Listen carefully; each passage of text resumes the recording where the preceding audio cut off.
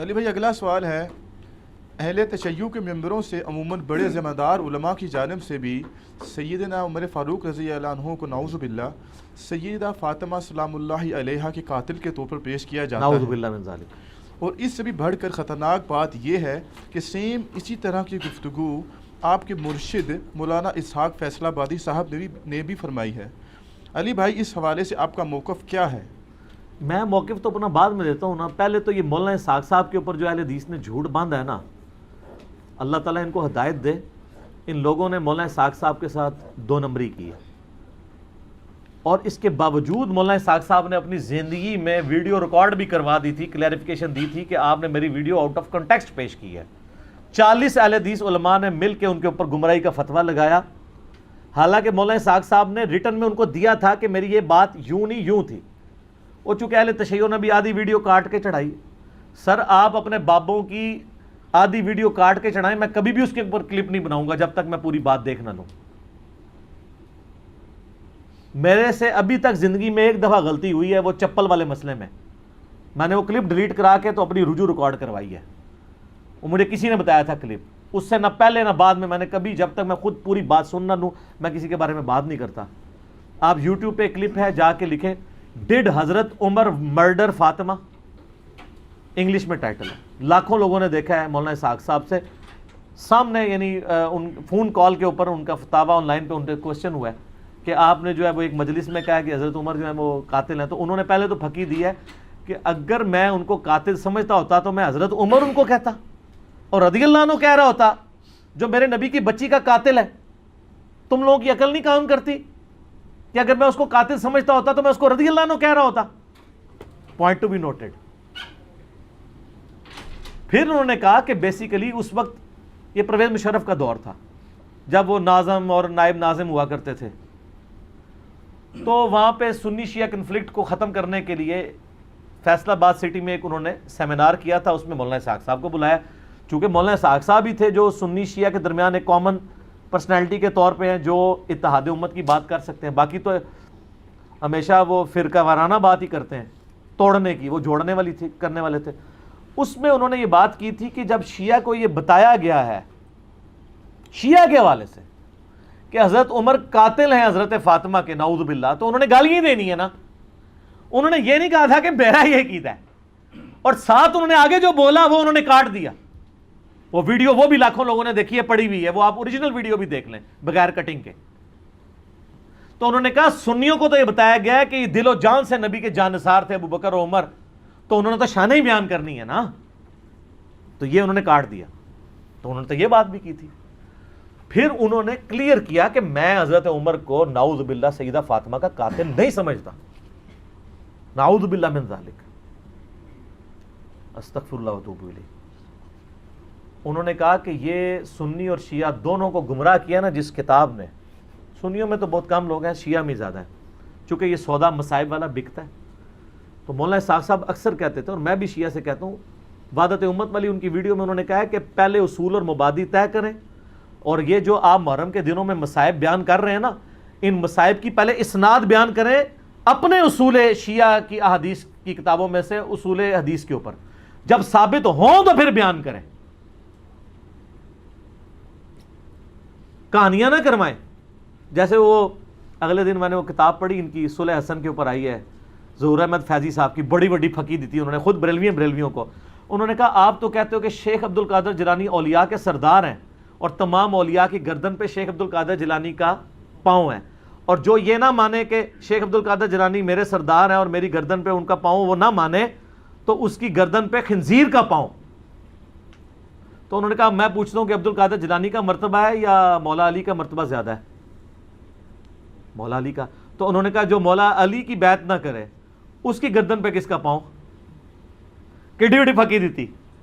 عبد القادر جیلانی نو جو نہ منے او دی گردن دے اوتے خنزیر دا پیر، تے جڑا مولا علی نو نہ منے ان کی خلافت سے بغاوت کرے اس کی گردن پہ کس کا پاؤں؟ خنزیر تو وڈی شے لبنی پینی ہے۔ یہ پھکی دی انہوں نے۔ تو یہ مجھے ایک ضمناً ایک مدنی لطیفہ یاد آ گیا تو میں نے بیان کر، یہ اوریجنل بات انہوں نے لکھی ہے بڑے دلائل کے ساتھ۔ اچھا، یہ جو سیدہ فاطمہ کے حوالے سے مولانا اسحاق صاحب نے کلیریفیکیشن باقاعدہ اس میں دی ہے کہ میں نہیں مانتا ہوں انہوں نے کہا مصائب جتنے بیان کرتے ہیں پہلے ان کی آپ سند ثابت کریں. اگر آپ اس کو ڈیپ ڈگ کریں گے دنیا کی جتنی کتابوں میں سیدنا عمر پہ یہ الزام لگایا گیا کہ وہ نعوذ باللہ حضرت فاطمہ کے قاتل ہیں، اس کی اصل ایک ہی سند ہے، ایک ہی کتاب ہے جس سے ساروں نے لی ہوئی ہے، اور وہ کتاب ہے سلیم بن قیس ہلالی کی. اردو میں ہم سلیم بولتے ہیں، یہ لفظ سلیم ہے عربی میں. یہ کہتے ہیں حضرت علی کے اصحاب میں سے تھا، تابعی تھا، ان کے ساتھیوں میں سے تھا. جب حجاج ابن یوسف نے شیعان علی کے اوپر ظلم کیے تو یہ چھپ کے ابان بن ابی عیاش کے گھر میں اس نے پناہ لی، پوری زندگی اس کے ساتھ رہا. مرتے مرتے یہ کتاب اس کے حوالے کی اور کہا کہ میں تو جا رہا ہوں، تو یہ کتاب امانت ہے تیرے پاس، امت تک پہنچانی ہے. اس کے بعد ابان بن ابی عیاش اس کتاب سے روایتیں بیان کرتا تھا. اب یہ نہیں پتا کہ یہ روایت اس کتاب میں لکھی بھی ہوئی تھی کہ نہیں، یہ وہ خود سے بیان کرتا تھا، کیونکہ ابان بن ابی عیاش خود کذاب ہے. کذاب بندہ اگر روایت بیان کر رہا ہو تو اس کی اتھینٹسٹی خود ہی ختم ہو جاتی ہے. ابان بن ابی عیاش وہ ہے جس کو صحیح مسلم کے مقدمے میں امام مسلم نے لکھا ہے کہ یہ کذاب جھوٹا راوی ہے. بلکہ دو تابعین تبع تابعین آپس میں ملاقات کرتے ہیں تو اور وہ اس کو بتاتا ہے کہ میں نے جو ہے وہ 1000 سے زیادہ حدیثیں ابان بن ابی عیاش سے سنی ہیں. اور وہ کہتا ہے پھر میں نے نبی الاسلام کی خواب میں زیارت کی تو آپ نے صرف 5 یا 6 حدیثوں کی تصدیق کی، باقی سب پہ آپ نے فرمایا میری حدیثیں ہی نہیں ہیں. ابان بن ابی عیاش کا یہ حال ہے. یہ 140 ہجری میں یا 146 ہجری میں فوت ہوا ہے. کذاب. یہ اس نے واقعہ گھاڑ کے بیان کیا ہے. دنیا میں جہاں بھی آپ کو واقعہ ملے گا نا، ابان بن ابی عیاش کے حوالے سے ملے گا، اور وہ کہے گا جی مجھے جو کتاب ملی تھی سلیم بن قیس ہلالی کی اس سے. اور یہ نہ سمجھیے گا یہ صرف سنی سے کہہ رہے ہیں کذاب ہے. علامہ خوئی جو ہیں اہل تشیع کے، وہ بھی کذاب سمجھتے ہیں اسے. شیعہ کے نزدیک بھی جھوٹا راوی ہے، لیکن یہ سودا چونکہ وہ ذاکرین نے بیچنا تھا، اور مجھے دکھ ہے بعض علماء بھی یہ سودا بیچ رہے ہیں شیعہ کے. ان کو تو کم از کم شرم و حیا کرنی چاہیے کہ اس کی سند ثابت بھی ہے کہ نہیں. پہلے تو سند کے ساتھ واقعہ ثابت کریں، اگلی بات تو بعد میں ہوگی. جب ایک چیز ثابت ہی نہیں ہے اور آپ وہ سودا بیچ رہے ہیں اور اتنی بڑی بات کر رہے ہیں، بالکل جھوٹا واقعہ ہے یہ. کوئی سیدنا عمر قاتل فاطمہ نہیں ہے، ورنہ مولا علی پوری زندگی کبھی بھی کمپرومائز نہ کرتے.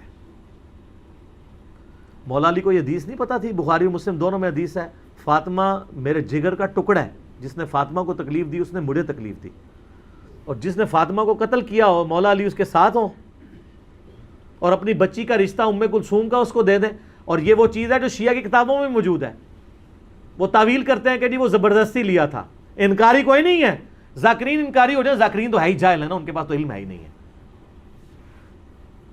حضرت عمر چاہتے تھے میری اہل بیت کے ساتھ نسبت کام آئے مجھے قیامت والے دن، تو حضرت علی سے ان کی بچی کا رشتہ مانگا. تو اس طرح ہوتا. پھر حضرت علی رضی اللہ تعالیٰ عنہ چیف جسٹس کا عہدہ قبول کرتے حضرت عمر کے دور کے اندر کہ تو میرے بیوی کا قاتل ہے تو ہاں میں تیرا عہدہ قبول کرتا ہوں. اور ناج البلاغہ سے میں نے خطبہ بتایا، جنگ قادسیہ میں جانے سے روکا ہی مولا علی نے کہ عمر اگر تو مارا گیا تو پیچھے ہمارا ستیہ ناس ہو جائے گا. ان کی جان کو قیمتی سمجھتے ہوتے، اپنے بیوی کی قاتل، اور بیوی نہیں صرف جنتی عورتوں کی سردار. بخاری مسلم میں حدیث ہے میری بیٹی فاطمہ جنتی عورتوں کی سردار ہے، اور ترمذی میں آگے الفاظ ہیں حسن و حسین جنتی نوجوانوں کے سردار ہیں. تو ہم تو مولا علی کے ساتھ کھڑے ہیں بھائی علیہ السلام. وہ شیخین کے ساتھ رہے، خلفائے ثلاثہ کے ساتھ رہے. میرا یوٹیوب پہ کلپ ہے خلفائے ثلاثہ کی شان مولا علی کی زبانی نہج البلاغہ سے، سنی کتابوں سے نہیں، شیعہ کی نہج البلاغہ سے. لاکھوں لوگوں نے دیکھا ہے، HD کیمرے میں نے سارے خطبات دکھائے ہیں. یہ بالکل جھوٹ ہے کہ وہ نعوذ باللہ سیدہ فاطمہ کے قاتل تھے، اور کہتے ہیں دروازہ پھینک دیا. اللہ کے بندو دروازے تو اس ٹائم ویسے ہی کوئی نہیں تھے. ہاں میں قرآن سے ثابت کرتا ہوں. قرآن میں آیا جب کسی کے گھر جاؤ تو اجازت لو. اعلیٰ ہونا چاہیے تھا دروازہ کھٹکھٹاؤ، کیونکہ اگلے زمانوں میں ابھی بھی گاؤں ایریا میں آپ چلے جائیں تو صرف پردے لٹکے ہوتے ہیں، باہر سے صرف آواز لگاتے ہیں میں اندر آ سکتا ہوں، عورتیں پردہ کر لیں چلے جاتے. اسی لیے تو مسلم شریف میں حدیث آتی ہے نا کہ نبی علیہ السلام کی چارپائی کے نیچے وہ ایک کتے کا پلہ چلا گیا تھا تو حضرت جبرائیل اندر ہی نہیں آئے تھے. اوریجنل سگے مدینہ، اصلی مدینے دا کتا ٹر گیا سی تے جبرائیل نہیں سنائے. پھر اس کو نکالا تو پھر وہ جبرائیل علیہ السلام آئے، ان کا ہم کتے والے گھر میں نہیں جا سکتے. سگے مدینہ والا بھی میرا کلپ دیکھ لیں. تو وہ سگے مدینہ کیسے پہنچ گیا اندر؟ صرف پردہ ہوتا تھا. آج بھی آپ اپنا دروازہ ختم کریں، پردہ لگائیں، بلیاں، کتے، یہ سارا کچھ آنا شروع ہو جائیں گے گھر، کیونکہ وہ کچن کے اندر پہنچیں گے. چوہے چونکہ ان کو وہ چھوٹی سی جگہ سے بھی نکل جاتے ہیں، اس لیے ان کو اجازت لینے کی ضرورت نہیں پڑتی. چوہے تو ماشاءاللہ آپ کے گھروں میں ہوں گے ہی، آپ کو پتہ ہی ہوگا، بھگترے ہوتے ہیں سارے. چوہے تو پینٹاگون کے اندر اتنے ہیں، آپ پتہ ہے ان کو بھی آئے دن وہ سیلنگ اتار کے تو سپرے کرنے پڑتے ہیں. چوہے تو سر امریکہ میں نہیں جیت سکتا، ایڈی وڈی شے ہے چوہا. تو دروازہ کو نہیں گرایا، وہ پردے ہی ہوتے تھے، دروازہ وغیرہ کو نہیں گرایا. یہ بالکل جعلی بات ہے، جھوٹی بات ہے، اور یہ فٹ ان نہیں بیٹھتی ہے. باقی ایک اس میں عرض کر دوں خطرناک بات. المصنف ابن ابی شیبہ میں ایک روایت ہے کہ حضرت علی کے گھر میں خلافت کے حوالے سے مشورے چل رہے تھے، اگرچہ حضرت ابوبکر صدیق کو وہ ایک حادثاتی طور پہ سقیفہ بنی ساعدہ میں خلیفہ چن لیا گیا.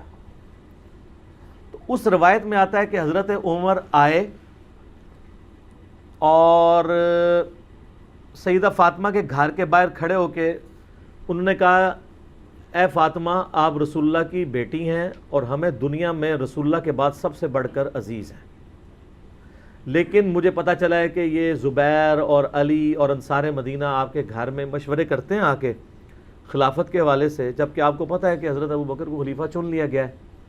آپ لوگوں نے بیعت نہیں کی ہے، وہ آپ کا اپنا حق ہے، لیکن اس کی وجہ سے مسلمانوں کی اگر آپ جمعیت کو توڑیں گے تو میں آپ کو وارن کرنے آیا ہوں کہ آئندہ مجھے اگر ایسی اطلاع ملی تو میں آپ کے گھر کو آگ لگا دوں گا.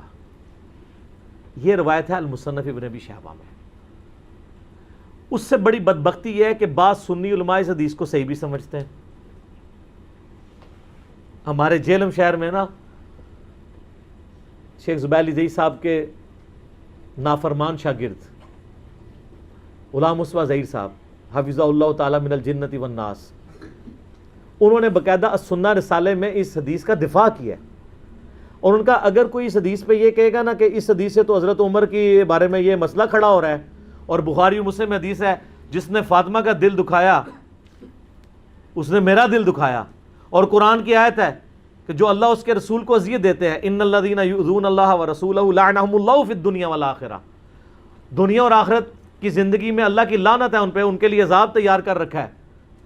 تو وہ کہتے ہیں میں ان کو یہ جواب دوں گا کہ اس سے تو حضرت فاطمہ کی فضیلت ثابت ہو رہی ہے کہ دیکھیں اس میں حضرت عمر کہتے ہیں کہ آپ ہمیں رسول اللہ کے بعد سب سے بڑھ کر عزیز ہیں.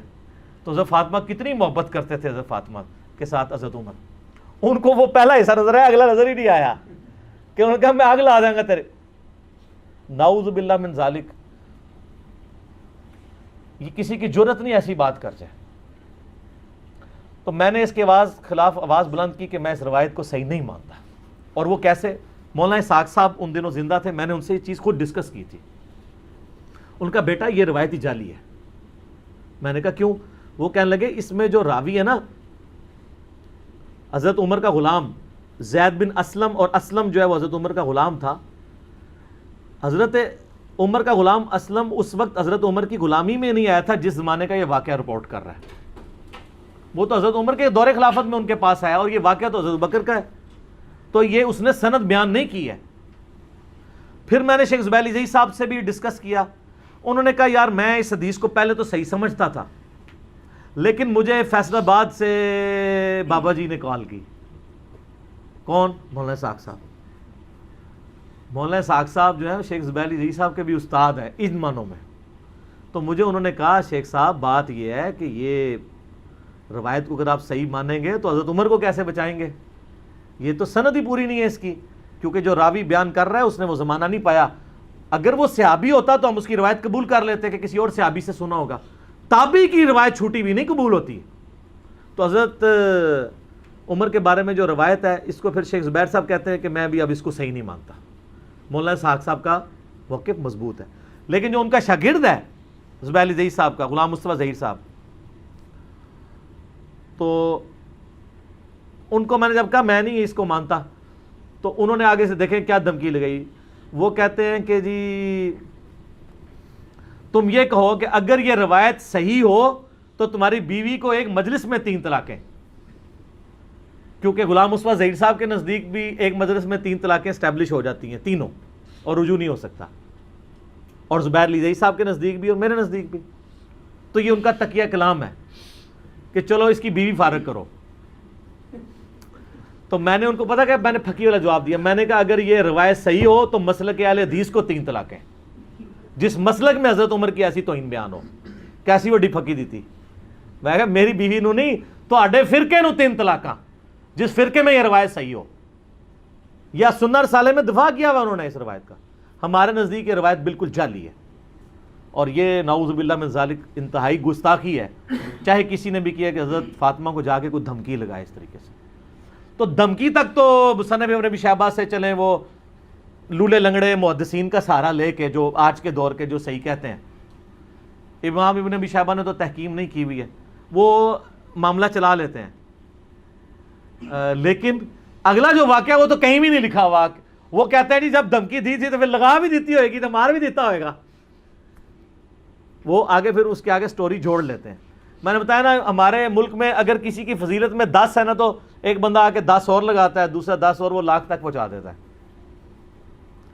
تو وہ غلوب ہوتا چلا جاتا ہے. تو یہ روایت جو ہے نا جی بالکل اصول محدثین کے اوپر باطل ہے، اور ہم اس روایت کو نہیں مانتے. باقی رہ گیا باغ فدق والا مسئلہ، اس کے اوپر بھی میں نے مختصر گفتگو کی تھی کہ یہ مینیجریل ایشو تھا. اس کو اگر آپ اس حوالے سے ویسے لیں گے تو میرے بھائی پھر مسئلہ جو ہے وہ ابو بکر عمر کا نہیں ہے، مسئلہ پھر مولا علی کا بھی بن جائے گا، چاہے وہ امت کے مفاد میں بھی ہو. لیکن مسئلہ بہت بڑا ہے نا، کیونکہ آپ علیہ السلام فرما رہے ہیں جس نے فاطمہ کو تکلیف دی اس نے مجھے تکلیف دی. رسول اللہ کو تکلیف دینے کا معاملہ کہاں تک جاتا ہے؟ چلے الٹیمیٹلی آپ کی بات مان لی کہ انہوں نے امت کے مفاد میں کیا، تو آپ کو امت کا مفاد عزیز نہیں ہے کہ آپ بکواس کرنے بند کر دیں، قیامت کے دن کے لیے چھوڑ دیں. جب مولا علی خاموش ہو گئے اس مسئلے میں تو آپ کیوں اپنی زبانوں سے اس طرح کی باتیں کرتے ہیں؟ اور یہ بات یاد رکھیے گا کہ یہ بات ٹھیک ہے کہ حضرت ابوبکر کی جو خلافت ہے نا جس طریقے سے قائم ہوئی ہے نا وہ کیٹاسٹرافک کنڈیشن میں ہوئی ہے. اور میں اپنی طرف سے بات نہیں کر رہا، میں نے یہ کربلا والے ریسرچ پیپر میں یہ ساری حدیثیں ڈالی ہیں. یہ میں ذرا اس کا تعارف بھی کرا دوں میرے بھائیو. یہ میں نے ایک ریسرچ پیپر لکھا ہے، واقعہ کربلا کا حقیقی پس منظر 72 صحیح الاسناد احادیث کی روشنی میں. 72 کا ٹائٹل تو شہدائے کربلا کی نسبت سے ہے، احادیث اس میں 200 سے زیادہ ہیں، جس میں میں خلفائے راشدین سے شروع ہوں، سیدنا عمر کی شہادت سے شہادت حسین تک. حقیقی خلفائے راشدین کون ہیں؟ شہادت عثمان کے اصلی اسباب، جنگ جمل، صفین، نہروان، حضرت معاویہ کا دور ملوکیت، صلح حسن، اس کے بعد یزید کی ولی عہدی، اور الٹیمیٹلی حضرت حسین ابن علی کی مظلومانہ شہادت رضی اللہ عنہما وعلیہم السلام. اس کی سافٹ کاپی آپ ہماری ویب سائٹ ahlsunnatpak.com سے فری ڈاؤن لوڈ کریں. 5B ریسرچ پیپر ہے، ہارڈ کاپی فری، اور اس کے ساتھ باقی ریسرچ پیپرز ہیں ٹوٹل 9. 3 اذکار کارڈ ہیں، وہ آپ منگوا سکتے ہیں. صبح 9 سے مغرب تک ہماری اکیڈمی کا نمبر کھلا ہوتا ہے، +92 کے کوڈ کے ساتھ 3215900162، اور پاکستان سے کریں گے تو 032159000162. کال کریں، اپنا ایڈریس ٹیکسٹ میسج کریں، فری کاپی آپ کے گھر آ جائے گی. ایک کاپی تو ہم سب کو فری دیتے ہیں. تو اس میں نے یہ ساری حدیث بیان کی ہیں. اس میں حضرت عمر کا فتویٰ ہے، انٹرنیشنل نمبر کے مطابق صحیح بخاری میں ہے 6830. یہ بڑی ڈیٹیلڈ حدیث ہے بالکل. صحیح بخاری میں آتا ہے، عبداللہ ابن عباس کہتے ہیں کہ میں منا میں تھا، عبد الرحمن بن عوف اور امیر المومنین عمر ابن خطاب بیٹھے تھے، حضرت عمر کا دور تھا. تو کسی نے آ کے شکایت کی کہ لوگ تو بار چیما گوئے کر رہے ہیں کہ جب عمر مر جائے گا تو ہم فلاں شخص کو اپنا خلیفہ چن لیں گے. تو حضرت عمر کو غصہ آیا، انہوں نے کہا کہ ان کی جرت کہ مومنین کے مشورے کے بغیر خلیفہ چن لیں گے، مسلمانوں کے مشورے کے بغیر، میں یہیں پہ خطبہ دوں گا. تو عبد الرحمن بن عوف نے کہا امیر المومنین یہاں پہ تو ہر طرح کے لوگ آئے اور ابھی یہ بات پھیلی بھی نہیں، آپ واپس جا کے مدینہ شریف میں خطبہ دیجیے گا سینئر صاحب کو.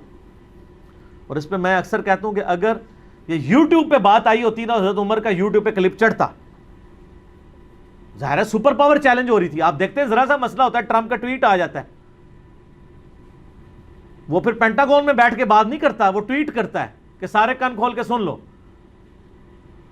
تو حضرت عمر واپس آئے، بخاری کے الفاظ ہیں، انہوں نے مدینہ شریف میں خطبہ دیا. ابن عباس کہتے ہیں کہ میں اس خطبے میں ایسا تھا کہ میرا گھٹنا حضرت عمر کے ممبر کے ساتھ جڑا ہوا تھا. تو انہوں نے کہا یہ جو لوگ اس طرح کی باتیں کر رہے ہیں اور پلی یہ لے رہے ہیں کہ حضرت ابو بکر کو بھی تو بغیر مشورے کے چن لیا گیا تھا. تو انہوں نے کہا ہاں ایسا ضرور ہوا تھا، لیکن حضرت ابو بکر کی خلافت کو کوئی مستقبل کے لیے دلیل نہ مانے. یعنی حضرت عمر خود بھی مانتے تھے کہ وہ اس طریقے سے نہیں چنا جانا چاہیے تھا. اور پھر تم میں سے کون ابو بکر جیسا ہو سکتا تھا؟ اس وقت حالات ایسے بنے کہ ہمیں مجبوراً ایسا کیا گیا. حضرت عمر کو حضرت ابو بکر نے نامزد کیا، لیکن وہ کئی ہفتے مشورے چلے ہیں. اس کے بعد تو حضرت عمر نے تو 6 رکنی کمیٹی بنائی ہے. پہلے بھی مشورے سے ہوا ہے، دھونس کے ساتھ نہیں ہوا. تو حضرت عمر نے کہا کہ اگر کسی نے یہ کام کیا اور کسی کو اس طرح کا خلیفہ چنا تو اس کا انجام قتل و غارت ہوگا. یعنی وہ خلافت اسٹیبلش ہی نہیں ہوگی. ہم یزید کی خلافت کو اسٹیبلش ہی نہیں مانتے. ہمیں کیوں آپ کہتے ہیں حضرت حسین نے خروج کیوں کیا؟ ہم اسے قیام مانتے ہیں، اس لیے کہ اس کو خلافت کو اسٹیبلش ہی نہیں مانتے. ایک عورت ایک خامد کے عقد میں نہیں آئی ہے تو وہ خامد نکاح سے پہلے اپنی بیوی کو خامد کے فضائل سنا سکتا ہے؟ جب بنے گی پھر دیکھی جائیں. ایک خلیفہ کی خلافت اسٹیبلش ہی نہیں ہوئی ہے، دھونس اور بدماشی کے ساتھ ہوئی ہے. اس میں نے درجنوں حدیث بخاری مسلم سے کوٹ کی ہیں. تلوار کے زور کے اوپر بیعت لی گئی ہے، وہ تو اسٹیبلش ہی نہیں ہوئی ہے. وہ سقیفہ بنی ساعدہ کی حدیث بھی بخاری مسلم میں ہے، جس کی طرف حضرت عمر نے اشارہ کیا. بڑی لمبی حدیث ہے. یعنی سیدنا ابو بکر عمر بیٹھے ہوئے تھے، نبی الاسلام کی یعنی میت، تو لوگ سب رو رہے تھے. تو ایک بندہ آگے بتاتا ہے کہ جی وہاں تو سقیفہ بنی ساعدہ کے اندر تو سعد ابن عبادہ کو لوگ خلیفہ بنانے لگے انصار میں سے. حالانکہ انہوں نے کہا کہ یار یہ کوئی موقع ہے ہم ایسا کریں. انہوں نے کہا پھر بعد میں پچھتاؤ گے، اگر بیعت ہوگی تو لڑائی شروع ہو جائے گی. تو مجبوراً یہ میت سے اٹھ کے گئے اور یہ کہتے ہیں جنازہ نہیں پڑھے. جنازے پڑھے ہیں یار، جنازہ تو 3 دن تک ہوتا رہا. خلافت تو پہلے دن اسٹیبلش ہو گئی تھی. ایویں جھوٹ بولتے ہیں. لاکھوں لوگوں نے جنازہ پڑھا ہے نبی علیہ السلام کا. سوموار کی صبح وفات ہوئی ہے، بخاری مسلم میں آتا ہے. سوموار پورا دن، سوموار کے بعد پوری رات، پھر منگل پورا دن، منگل کی رات، بدھ پورا دن، بدھ کی رات کو دفن کیا گیا. وفات النبی کے اوپر لاکھوں لوگوں نے میری ویڈیو دیکھی. آپ وفات النبی اور نبی علیہ السلام صلی اللہ علیہ وسلم کا نام لکھ کے میرا نام لکھیں تو وہ کھل جائے گا. اچھا، وہاں پہ سعد ابن عبادہ کی لوگ بیعت کرنا چاہ رہے تھے. اب ظاہر ہے بخاری مسلم کی حدیث ہے خلافت صرف قریش میں رہے گی. حضرت عمر نے کہا کہ میں نے ارادہ کیا کہ میں یہاں پہ خطبہ دوں، اور میں دماغ میں پورا مضمون میں نے بنایا ہوا تھا. تو جب میں بولنے لگا حضرت ابوبکر نے مجھے چپ کرا دیا، کیونکہ حضرت ابوبکر کو پتہ تھا کہ حضرت عمر جذباتی ہیں، مسئلے کو مس ہینڈل کر دیں گے. ان کا تم چپ کر جاؤ.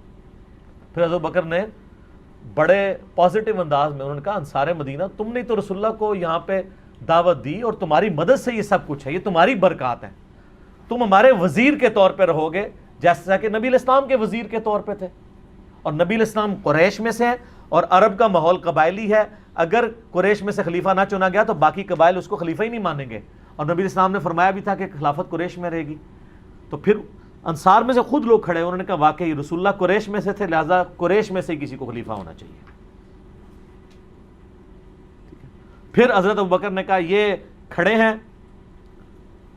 امین الامت ابو عبیدہ ابن جرح اور حضرت عمر، ان دونوں میں سے کسی کو اپنا خلیفہ چن لو. تو دونوں نے کہا معاذ اللہ کہ ہم ابو بکر کی موجودگی میں. حضرت عمر کے تو الفاظ ہیں میرے تلوار سے 2 ٹکڑے کر دیے جاتے تو یہ مجھے گوارا تھا، مجھے یہ گوارا نہیں تھا کسی ایسی مجلس میں جہاں ابو بکر موجود ہوں، لوگ میری بیعت کریں. تو فوراً ابو بکر کا ہاتھ پکڑا اور کہا کہ آپ کو اللہ کے نبی نے اپنے مسلح پہ کھڑا کیا، آپ یار غار ہیں، آپ کی موجودگی میں ہم یہ کام نہیں کریں گے. بہر سعد ابن عبادہ نے پھر بھی بیعت نہیں کی، ان کے ساتھیوں نے کر لی. تو یعنی خزرج نے، اوس کے سردار تھے سعد ابن معاذ، وہ تو خندق میں شہید ہو گئے تھے، یہ خزرج کے سردار تھے.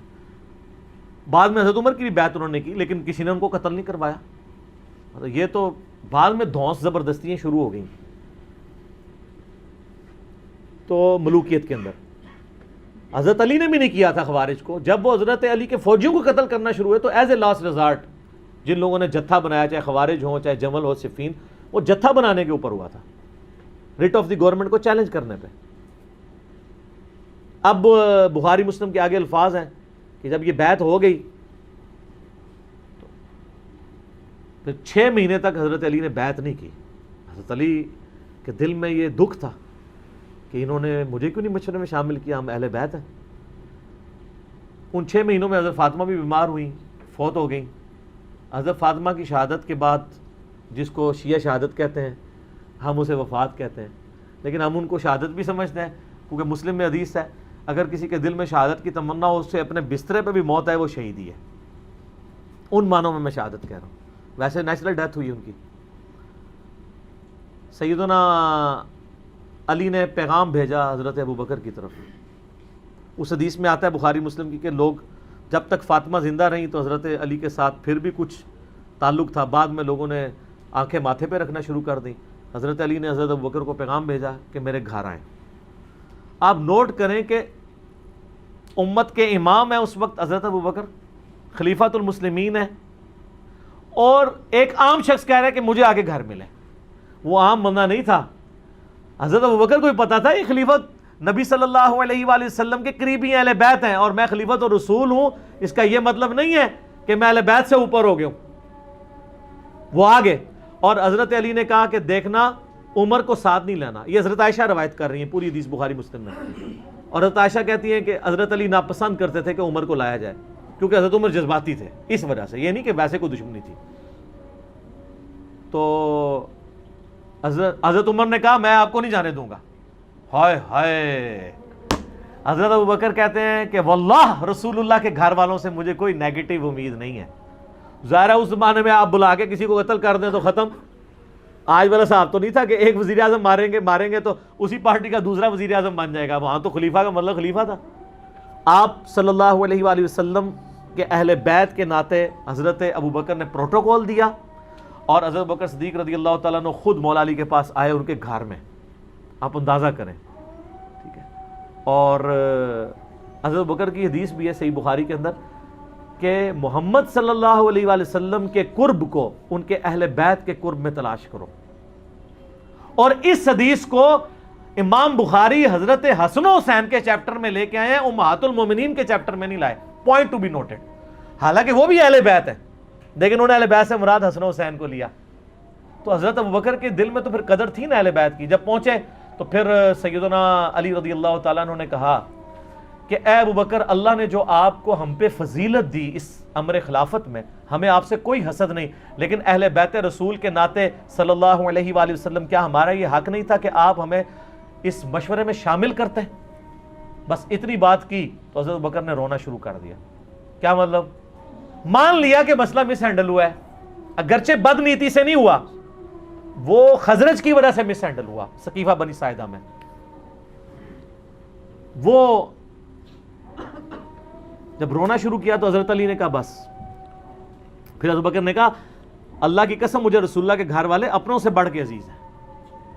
واہ، حضرت علی کی بھی آگے دیکھیں للہیت۔ حضرت علی اس وقت بھی کہہ سکتے ابو بکر میں بیعت کرتا ہوں، جاؤ باہر جا کے اناؤنسمنٹ کر دو، نہیں، جو اوپن فتنہ تھا اس کو اوپنلی دبایا اور کہا کہ میں ظہر کے بعد اعلانیہ پبلکلی مسجد نبوی میں آپ کی بیعت کروں گا تاکہ کسی کو وہم باقی نہ رہے۔